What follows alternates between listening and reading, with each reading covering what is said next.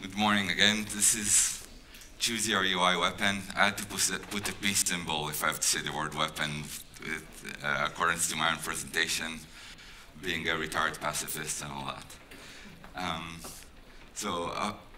Apart from being a retired pacifist, I'm currently a software architect for a company called Nokia. We do mobile phones and other things, frameworks as well. I work at the city organization. I'm an architect where I'm actually building stuff in my team, building a lot of apps and other things. We get to use a lot of technologies from inside Nokia, from outside Nokia.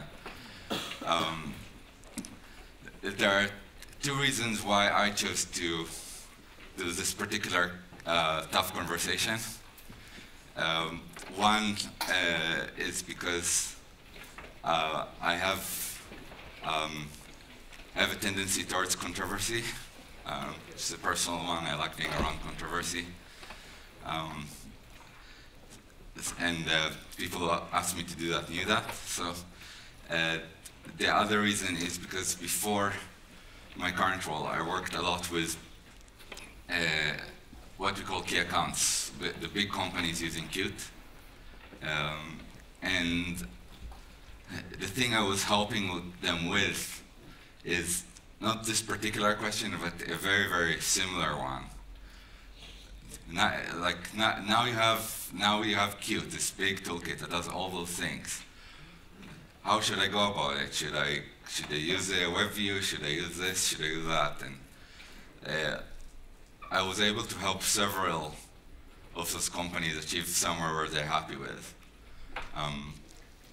In some cases, it wasn't necessarily the right choice, so I got to learn from it and talk to you about it.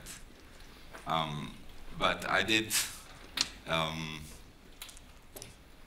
I was delving on this subject for the last 2 years in some form or another, ever since we even started developing QML internally. Another thing about me, I'm a WebKit reviewer. People who know me were kind of asking, hey, you're a WebKit guy, are you going to push HTML5 to people, something. So this discussion for me is about getting some rational or pseudo-rational views into the different technologies, why we would use them, why we shouldn't use them for something, and how that all fits in with you.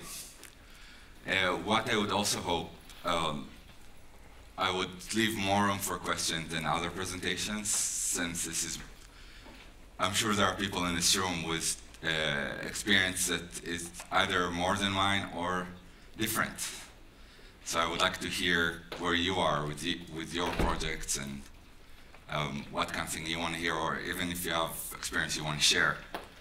I think that will help a lot all the others that are maybe in a more similar situation than you than myself or people I dealt with before. So it's going to be hopefully a longer question time or discussion time. Also, feel free to raise your hand at any time. We want to keep it kind of alive and arguments, but no violence. Peace. All right. So this is another thing about this this discussion. When I was introducing myself, I thought of saying, oh, I also had a famous album out and won 5 Grammy Awards. But the problem is that that's in the future and not in the past. So I'm not going to speak about research projects and future achievements that any of those technologies are going to have, only about stuff that already exists. The same way that I introduced stuff I already did. So no goods, only cans.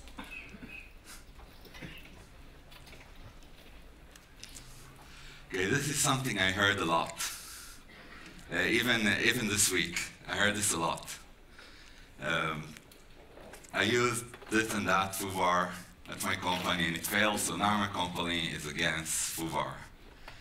being QML, being HTML, being C++, being COBOL, being something. There's always something that fails somewhere, and then you think that that thing is no longer good.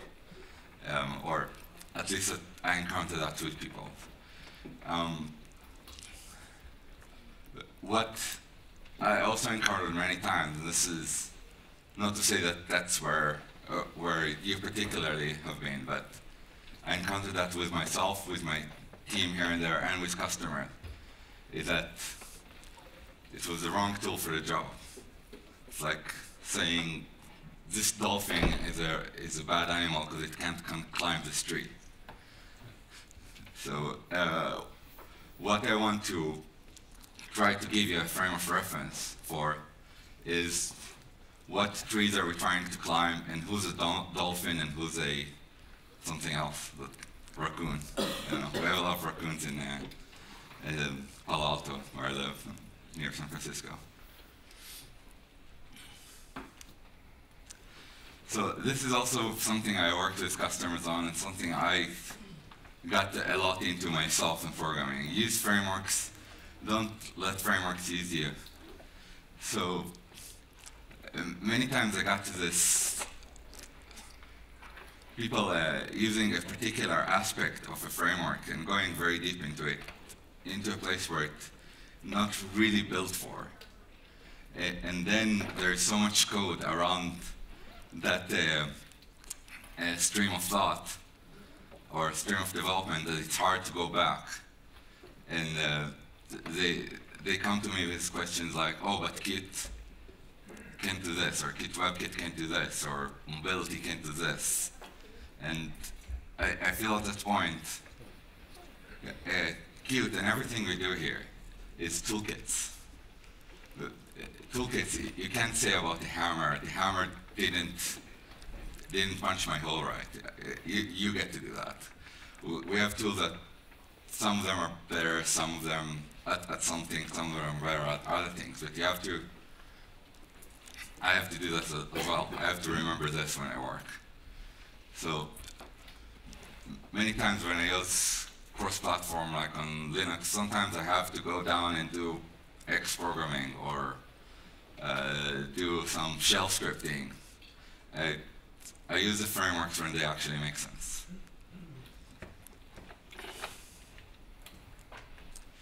Now, these are actual problems that the toolkit can help you with. And we're going to see that they actually map to the three technologies we're talking about here. So, portability, traditionally with Qt, this was a huge advantage. You could write once, code less, create more, deploy everywhere, etc. So the Mac, Windows, Linux stuff was a very compelling, and still is, for portability of desktop applications that are highly performing. Usually, we were very. How many of you write applications for professional sector, that for a particular professional? Right. So Qt has been extremely successful at that. It's being portable for professional application. For consumer applications on mobile, it's one thing. On desktop, let's say we have less people here doing consumer stuff for desktop. It seems like on desktop, portability has moved, for consumers, has moved towards more of a web environment. Like, I don't know about you, but for most of my personal stuff, I don't use native applications much. I like going around between all kinds of devices, and I use Gmail or some other web client, go to Facebook to speak with my friends in Israel. I have games there, and a lot of stuff that I do as a consumer, it's not professional, I do online. Not everything, of course.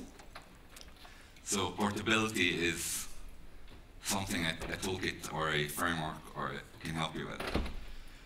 Productivity, so it's the codeless stuff, right? So we want to be able to work less time and achieve more stuff that we want with that. It speaks for itself. We're going to look about how productive each one of the techniques are. And performance. So I think a lot of the reasons why Qt and C++ were chosen to a lot of professional application. Let me ask you this. How many of you deal with performance issues? Again, roughly a lot of people. So performance is a very important thing, and a toolkit can really help you there, or it can really hurt you if you don't use it right, or if it's not used in the way that performs. That didn't make sense. Let me rephrase that. So a toolkit can be used to make things faster, and a toolkit can be used to make things slower. And the point of this is you have to know what you're doing. Probably with Hammer, you have to know what you're doing, and with a more advanced tool like a drill, you really have to know what you're doing. I know this from experience. my old landlords will never forget. Anyway. So if I look at where the three technologies we talk about came from, so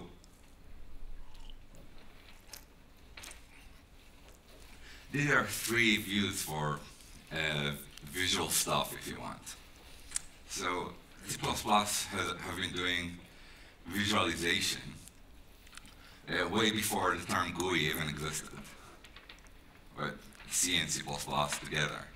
It was a lot of visual stuff you can put on a computer, even in really old supercomputer. GUI, I think, is a term of the 80s or something a lot like with Xerox and Apple and all that, where it started. So C++ existed actually before that and came from a visualization. Or at least in terms of what you put on the screen. It was visualization, maybe console style of interaction. Content. So that's where HTML came from.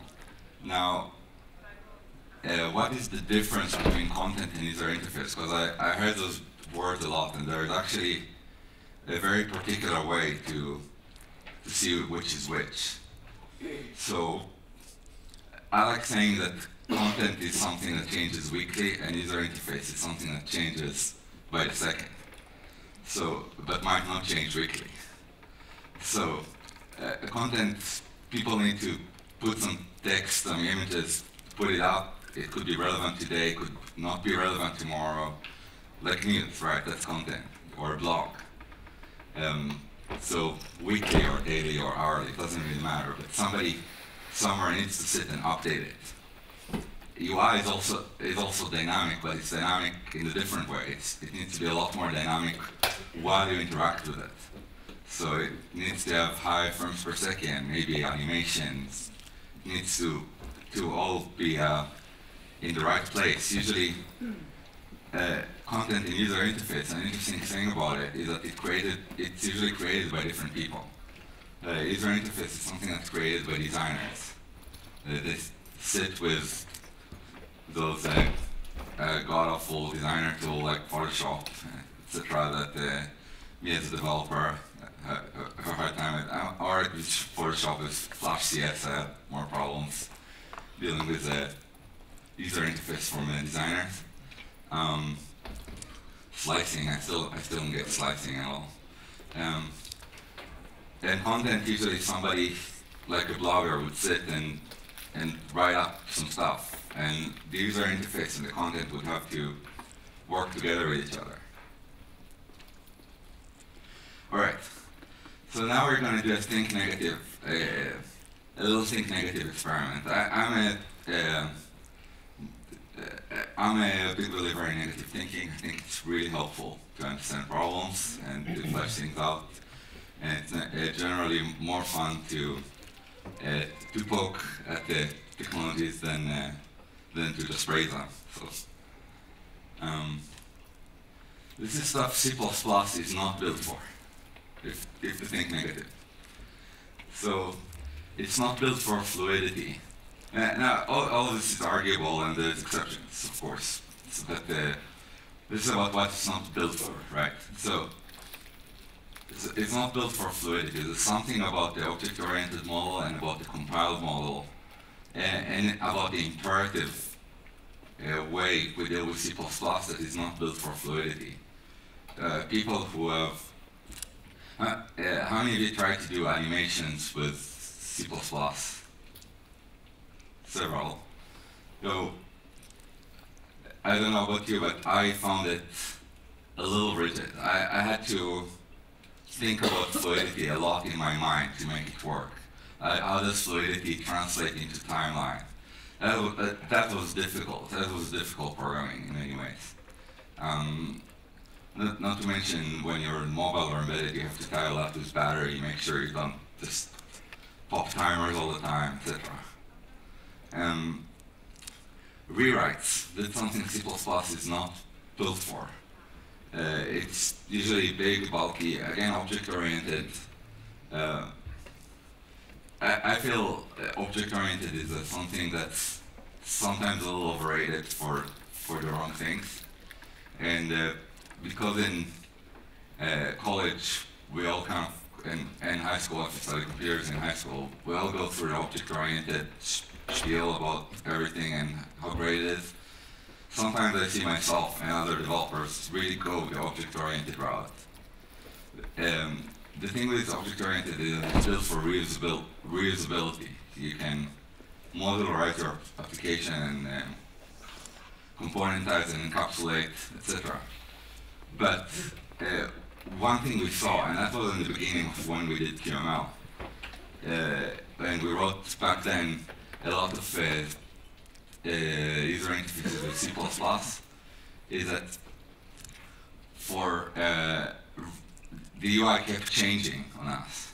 The designer kept saying, oh, but we need to do this, but we need to do that, and we had to rewrite a lot. And C++ wasn't up to the task for that. It took us a long time to do that. Server deployment. You usually don't deploy standard native codes directly from the web. There are security issues with that. There's portability issues with that. C++ applications are usually something you put in an installer or a package manager. An interesting exception to that is Pepper or native client in Chrome, where they actually have a standard way of passing real native code in server deployment. Same with content delivery. I think it speaks to the same thing as fluidity. You usually don't write content with C++. Imagine taking a whole block and putting it in, I don't know, qdebug strings, qdebug clauses or something. That would be writing content in C++. So QML is not built for standard-looking UI. Again, this is about cans and not about codes. I understand there is a QML components project and can do great things in the future, but right now, to build standard-looking UI, something that looks and feels like the platform you're on, QML is not built for that. It was built originally for very custom UIs, which is also something people are looking for. How many of you are building UIs? Not necessarily only, but how many of you are building UIs that are supposed to look like the platform or integrate with the platform? So it's still a common thing, but a lot of people still have to do custom stuff. So QML is not built for that. A huge data visualization. There are data models in QML, but they're really meant for the kind of thing you want to integrate with UI like a list. It's a basic XML model, and I show in a bit why. I've seen a lot of customers. I think I've been in DevDays, this is my 4th time. The first time I came to DevDays in 2008, there was tons of questions around, oh, I have to do graphics view with thousands of items, how do I make it work fast, etc., etc. Or Same with item views, etc. So those things are still much better in C++. Now, server deployment and content delivery, those are interesting ones. Server deployment, QML, even though it can be a little misleading about QML, it's scripting and declarative, etc. So technically, there is no problem in serving from online. All the technical enablers are actually there. The thing why I'm saying that it's not built for that is because of the scope of the project and what we're trying to do with it. What allows us in HTML to deploy in the server? One of the things is the tens of thousands of layout lists. Now, how does that relate to server deployment? When we talk about WebKit, WebKit has a backward compatibility promise for many, many years in the past. When you talk about the browser has to get websites that were there 12 years ago or 15 years ago and still render them, make them look right. So we can't break how that looks. So for a lot of, let's say for full-scale server deployment, QML is not built for. However, if we talk about a narrow scope or vertical scope where we know the platform, we know which version it's going to have, we know the whole security mechanisms, and we control the whole thing, QML is just right for server deployment. There's no problem with it, and people do that, and are successful with that. Content delivery, so QML is really, really built for UI. So one of the reasons why some people always came to us with WebKit is slow or HTML is slow is the content delivery is pretty complicated. Content delivery is about applying a set of rules and putting something that will work with those rules, like an HTML, like CSS. CSS is a set of rules, and then you put text, and the text should abide to those rules. It should format and layout to those rules. That's different from the QML model, where it's not rules, but rather the whole scene setup. So content does need to work with a set of rules, because, like I said, it changes weekly or it changes daily. So we can't call designers each time we want to deliver content. HTML5, again, it's not built to integrate with your platform or for the same scalable data visualization. Fluidity and quick iteration. Some people say HTML5 is built for that. What we saw is that from a productivity standpoint, it's a little less built for that. And the fluidity, like doing animated UIs and touch and all that, HTML5 was not built for that originally. It's something that was added later on top of something that was supposed to do text markup. So it was markup and some, like it was text and some links and some images later. So things kind of evolved organically or wildly over the course of 20 years, and fluidity was added on top. And another issue with that is that it's because there's so much stuff you can do with web, sometimes it's actually a little slower to develop with it than other techniques. So there's so many things you can do, and finding the right path is not always easy. These are good questions to ask yourself when you try to answer a weapon of choice question. Which platforms are you going to deploy? I was helping a friend lately. We were working on a mobile app that has about 70 canvas settings and dozens of videos and that kind of thing. It's very, very content heavy. They wanted to many mobile platforms. Doing that with Objective-C and with C# and with QML and with this and with that will not be right for that project. However, I worked in another project where all they did is build a set-top box. So they're just deploying their app on their platform. And on desktop, the questions are completely different as well. So this is a very important question about technologies. How much are you willing to compromise on UI? A lot of people are in the UI needs to be 100%, like CNN, the keynote. They need to have the best possible, and they have the people to do that for each platform they support. Some people are willing to make a little compromise in order to get a broader reach. And even if we talk about CNN, in their regular mobile clients, they do compromise a little bit on UI to get the bigger reach. So that's the question. How complex are your data models and their integration with UI? We kind of touched on that.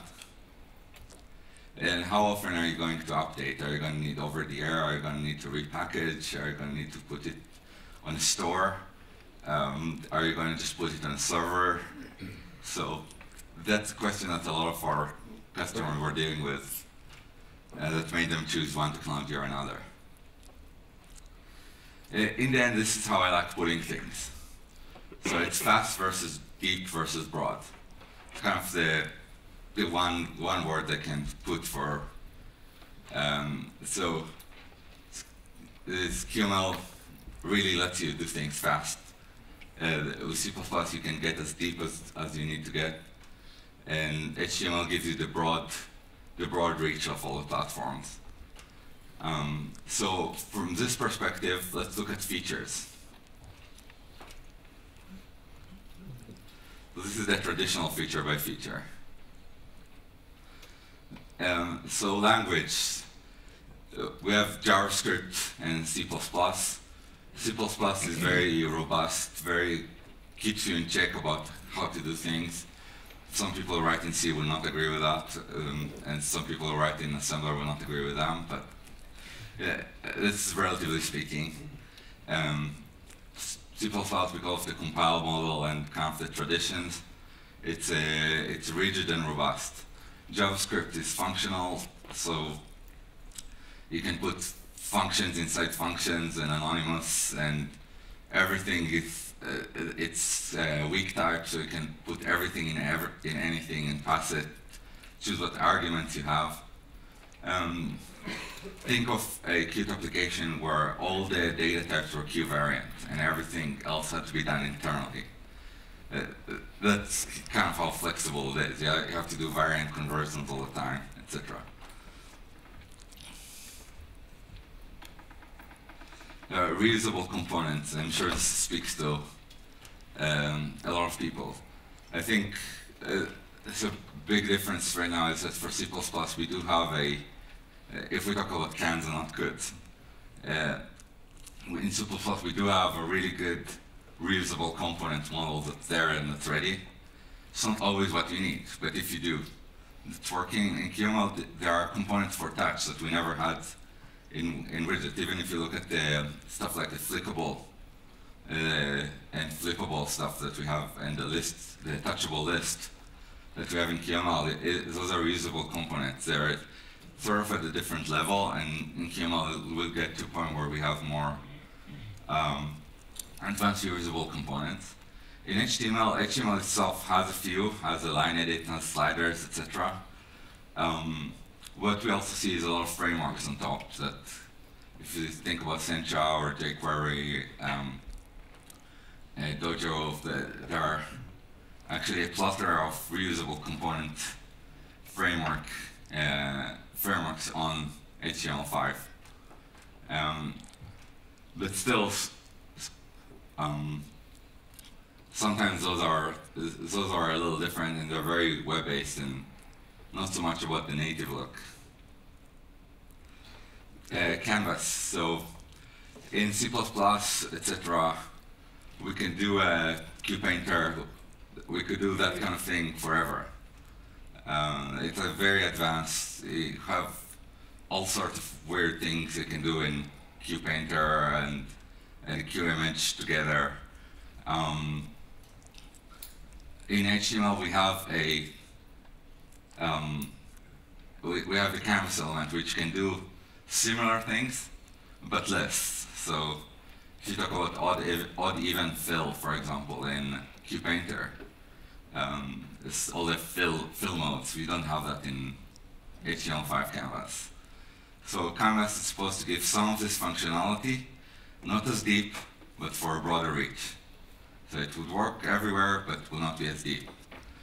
And QML has, or will have in the future, a similar canvas API that will be way faster to develop on than C++.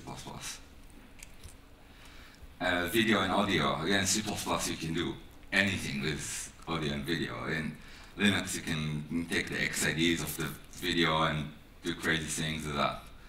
So you can do video, you can analyze the video as you go along, etc. On the web, there are new stuff in the works about, for example, audio analysis, but the basic stuff is, again, for broad reach. Get your videos and audios, the basic video and audio out there to as many people as possible. And in QML, again, we have a little more, but it's fast. It's fast to develop on top of the C++ stuff. So it's supposed to give you productivity. Layout. In C++, we have a lot of the traditional desktop layouts to make an application work when you resize windows. So the QWidget system, I shouldn't say C++ necessarily in this. In this context, the QWidget system is really built for how people work on desktop, where they resize windows a lot. And QML is less about that. It's more about, if you think about mobile, you never resize windows on mobile. It's not important. So it's more built for that. HTML has its own layout mechanism. It's supposed to work on multiple browsers and multiple OSs. Animations. In C++, this is tough. We have the animation framework in Qt, but still, which is, in a way, it's declarative, because you can say the animation starts here and ends there, and we will take care of all the in-betweens. But it's still pretty hard to do animation in C++, even with the animation framework. In QML, we have very good support because of the combination of states and transition and how they combine with the animation framework and the definitions, the declarative definition. Actually, QML was really, really built for that. In HTML, we have the CSS3 animations, which are also declarative and really nice. The issue with them is that they were kind of added on top of existing stuff. So they were added on animating HTML elements, and the syntax can get a little bit confusing if you don't know it. Also, doing advanced stuff in CSS animation, I found, is not perfect yet. Rendering pipeline. The QWidget really was originally built for working with native rendering pipelines like the Windows 1 and the X, etc. It's no longer really the case because we use raster engine for almost everything now, so it's all, but still widgets really work well for a software-based rendering pipeline. QML works best for a GPU rendering pipeline. It can work on software, LLVM pipe, etc., but it's really built for how you hardware accelerate UIs. C++, of course, I meant widgets again. It's kind of, I kind of mix it here sometimes in this presentation. The C++, of course, you can write OpenGL and do whatever you want. HTML is an interesting one because it has both. So if you have content in HTML, like the text and then an image and then some border and rules and all that, that's really software because it's really complicated rules, or potentially really complicated rules that have to be applied with some content with images and text. So that there's no GPU that can do that. You really need old school imperative painting to achieve that correctly. But for the new stuff, for the animations, for WebGL, for transforms, for all the stuff that's supposed to be fluid, we have a layer on top that can really hardware accelerate it nicely. I actually did, this was my job in WebKit. So That was actually a lot of fun. But because of that HTML has both, what I saw a lot with people that they really need to know what they're doing to get the right rendering pipeline. The bindings to the platform, if you were at my hybrid talk yesterday, then in WebKit we can do binding to the platform with window objects, etc. QML has more features like that, like you can even instantiate you can instantiate objects and call plugins that are loaded separately from QML directly. So the binding, QML is really built for binding for a platform. And C++ is the platform. So in there you don't need a concept of binding, of course. And data models, in HTML I would say there's really not that much. There is a database that you can use, the IndexedDB, and the local storage, which is not really data model integration. And QML we have a very nice one for quick Fluidity iterations and those kind of UIs. So that works very well with lists and XML, etc. And in C++, this is actually a very strong point. If you have huge data models that really interface with the UI a lot, C++ is really strong with that. And security, HTML is really built for having content that can't hurt you. Of course, you know how you get the security fixed to Firefox or Explorer sometimes, or other browsers, like mandatory security updates and all that. So yeah, sometimes there are issues. But the thing is that HTML is really built for that kind of sandbox. Well, C++ and QML security comes from the fact that you choose to install something, either via package manager or via an app store. So these are taglines. C++ as integrated as possible. It's like, this is a positive thinking, again, I don't know why. So I created a little copyright tagline for them. Maybe it would help remember later when you actually have to make a choice. QML, it's quick to develop, quick to extend, quick to render. So if you're in the need for speed, that's the place to go. And HTML5 serve from anywhere to deploy everywhere. So it's really built for putting stuff somewhere else. You don't know where it's going to end up, and you don't know who's going to end up using it. But it's the fun part about HTML and what you can do with it. So this is my conclusion slide. QML, don't be slow. HTML5, don't be narrow. C++, don't be shallow.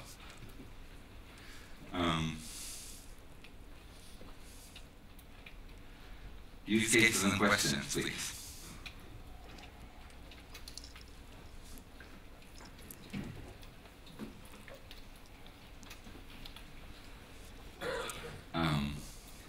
Use cases and questions, please.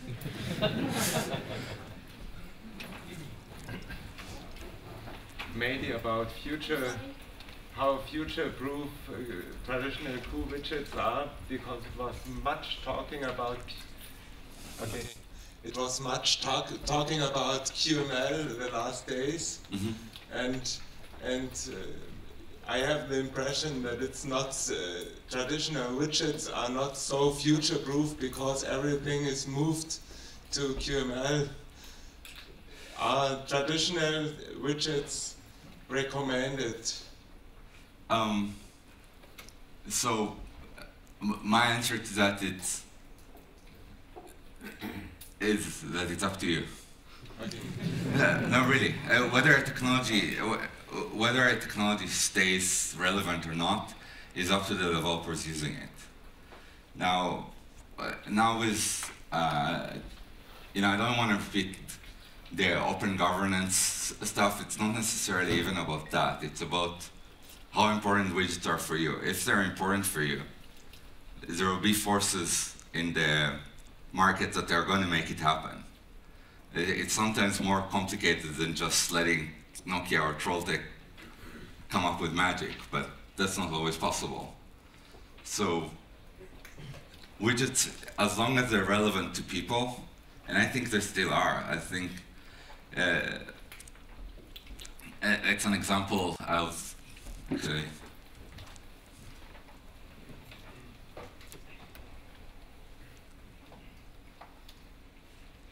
if you look at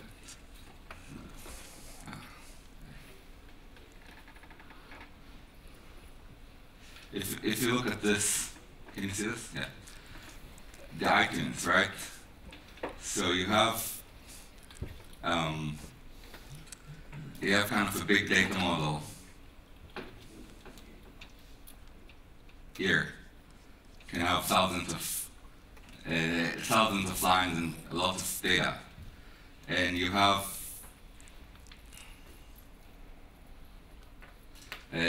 content here. Sorry, I'm sharing my computer. What am I thinking? So you have content here in the middle that needs to change on the server a lot. That's built with HTML, even though originally it was some sort of XML. But right now it is a web view.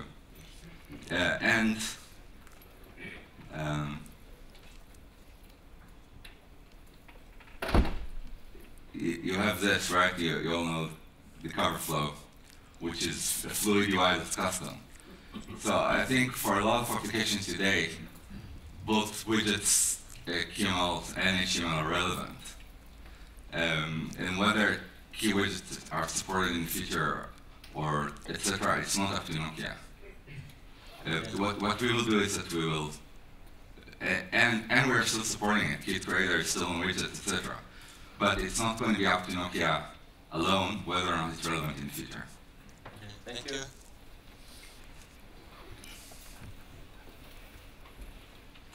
Any more questions? I'm sure people have more to say about this. This was supposed to be a hosted framework. Come on.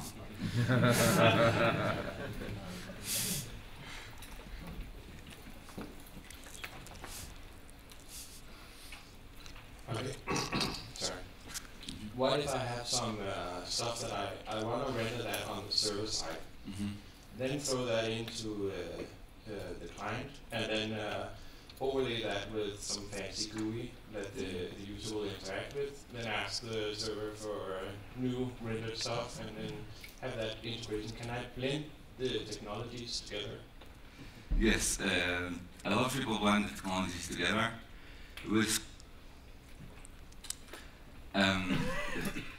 So you want to do something like proxy browsing in a way, that the server actually renders the UI into images and that kind of thing? Let's say I have a 3D modeling engine that I run on the server side. Then I have some menus, some overlays and stuff like that. So I would imagine that could be done quickly in Too Quick, and then overlay that on the client side, depending on the platform and so on. Yes, so we do allow overlays, etc.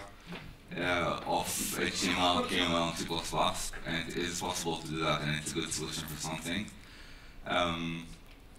What is a little trickier is if you want to do like a lot of nesting, like QML in HTML, in QML, etc. But if you have I think the best way to look at it is if you have clear separation, then you're in good shape. If you know, right, this part is HTML, this part is QML, and they're pretty separated, or C++, then yes, you can do that. It shouldn't be a problem. If you think of an application that you want to use HTML5 for the UI and you've got native code, what would be the appropriate way to bind this? Is it about getting a WebSocket to run, WebSocket server on the native side, and then parsing the data and parsing it back on the outside?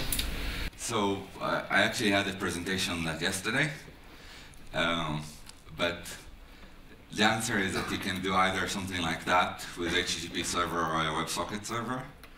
That's kind of the traditional way. Or you can use language bindings. We have very convenient language bindings to Qt, C++ from HTML, and you can just use that if you want to get it done faster.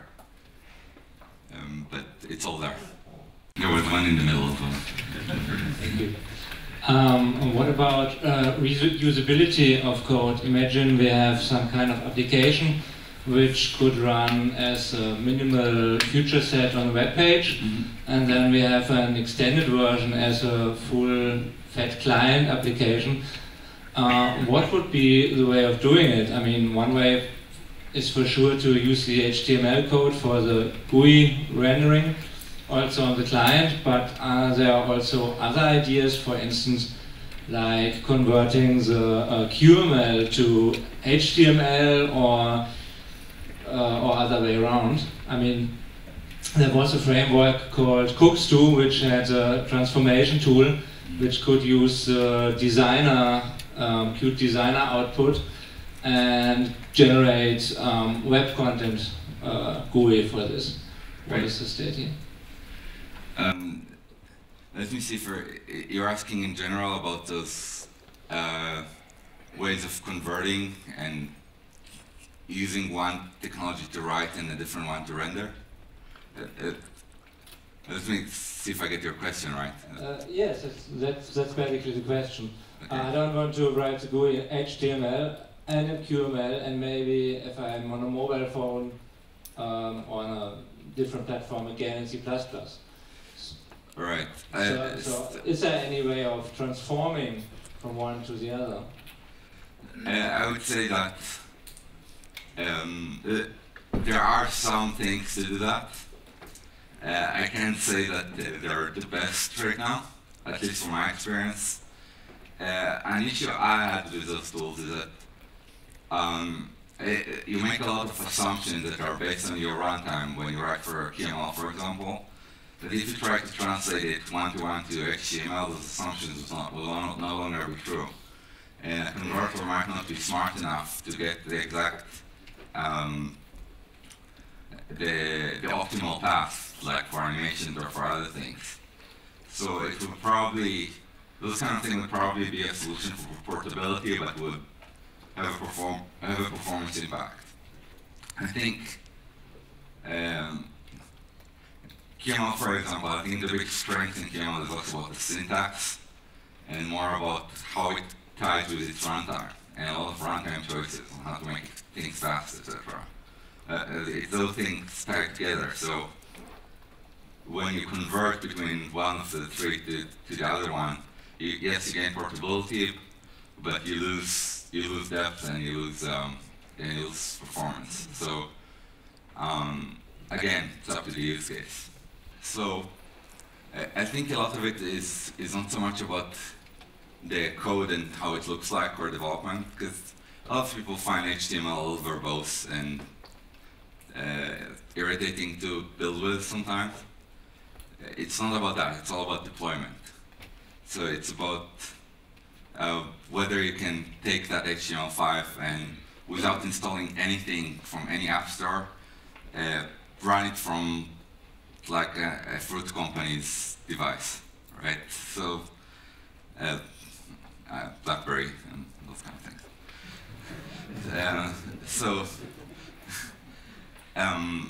So it's about that, and the other thing is about layout.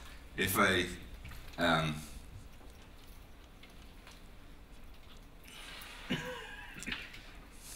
if you want an example,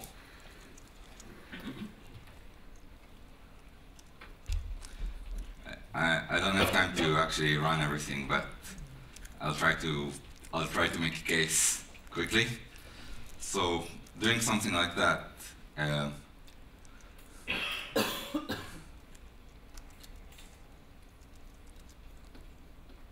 this cat is cute, but here instead of the word cat, you want to build an image of the cat. Now this is so trivial for content, right? To put inlines, right? Putting text and putting an image in between. QML and C++ does not have that. It does not have inline.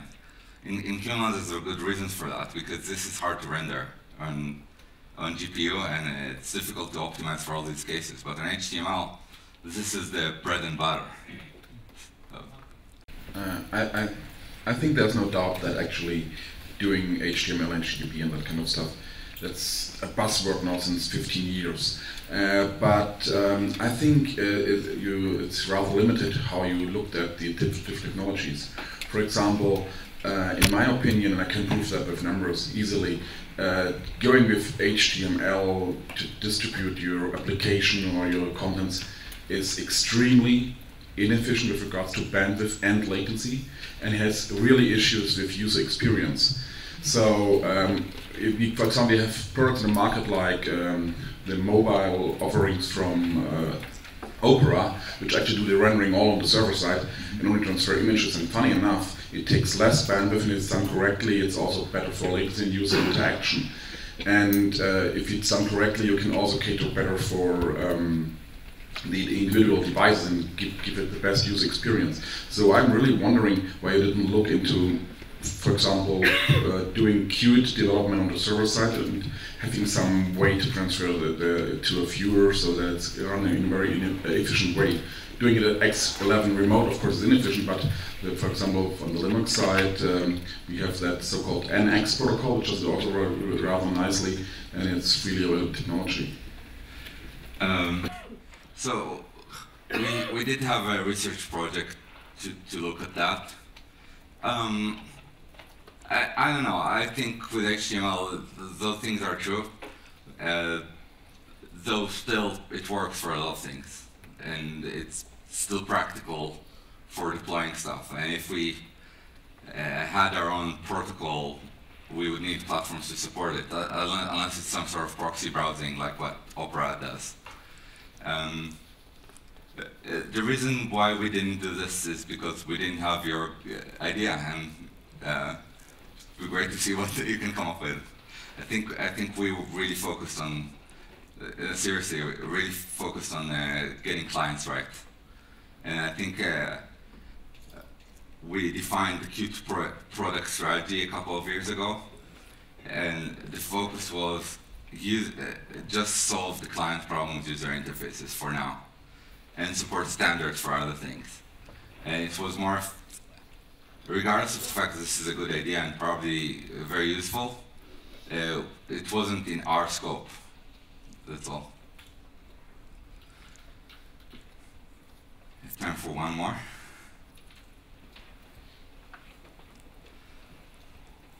All right, thank you very much. Hope you find this very good.